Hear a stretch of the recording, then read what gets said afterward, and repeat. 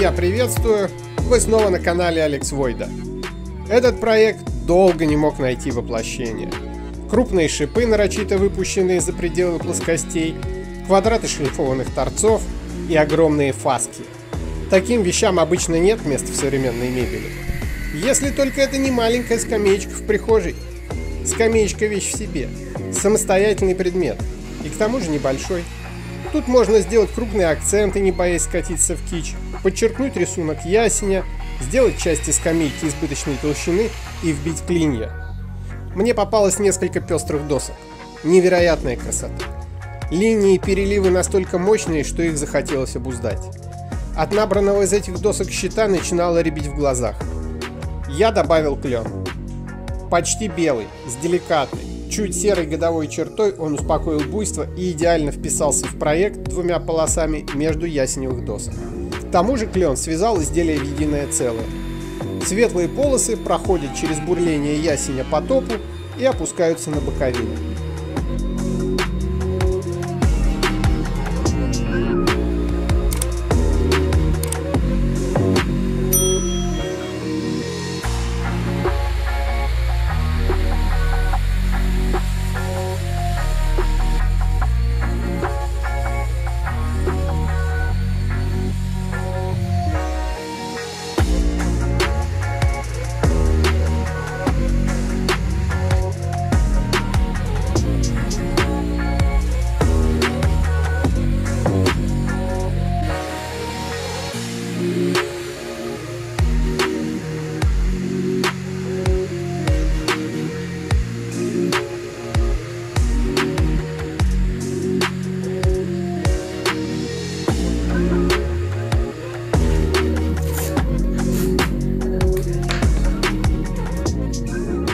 Мне нравятся массивные детали в мебели. Крупные грани позволяют показать красоту дерева не только на пластях, но и на торцах. В свое время я сделал в подарок сыновьям подставку для дисков PlayStation. В том проекте огромные торцы еще и скошены, выглядит очень эффектно.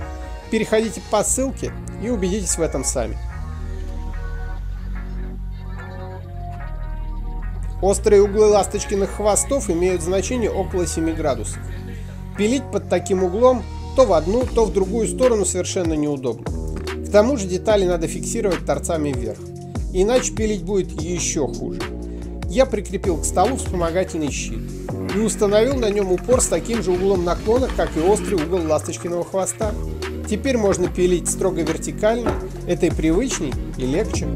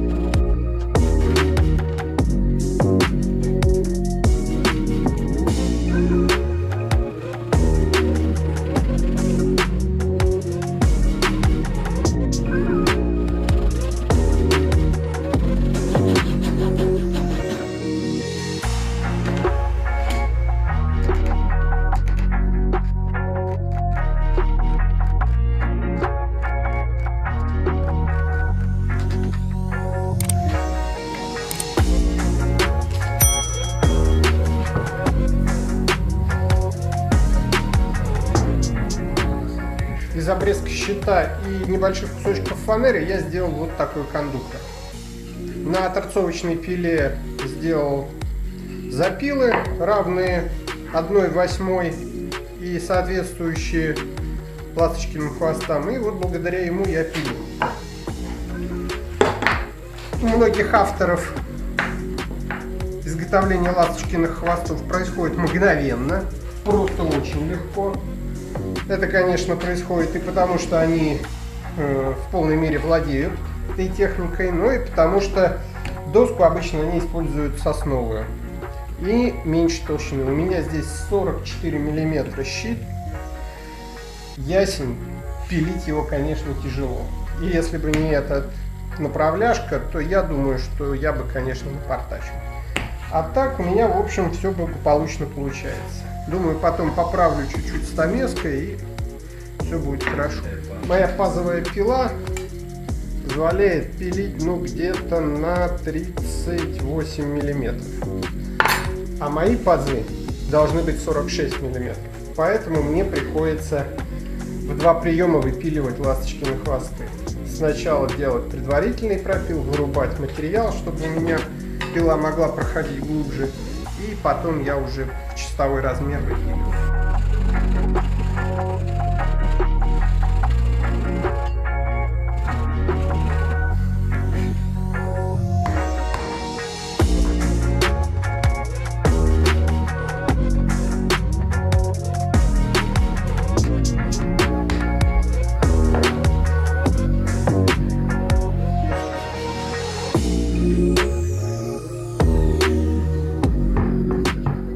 Подгонять ласточкины хвосты не самая трудная задача.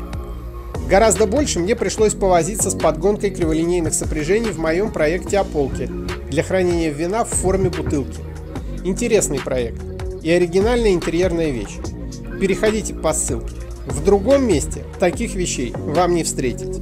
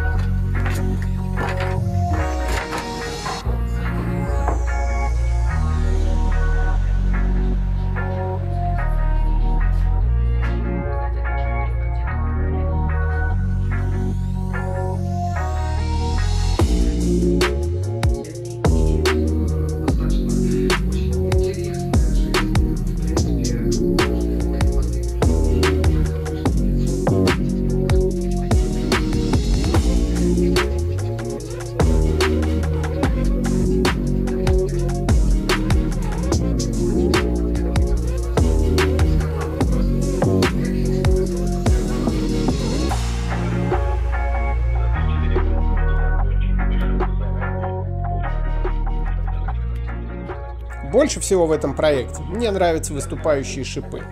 Характерные. Они сразу бросаются в глаза и привлекают внимание. Не перестаю любоваться ими. Надеюсь, вам тоже понравилась моя скамейка. Тогда ставьте лайки, подписывайтесь и не забывайте включать оповещения. На этом все. Увидимся в следующем проекте. Пока!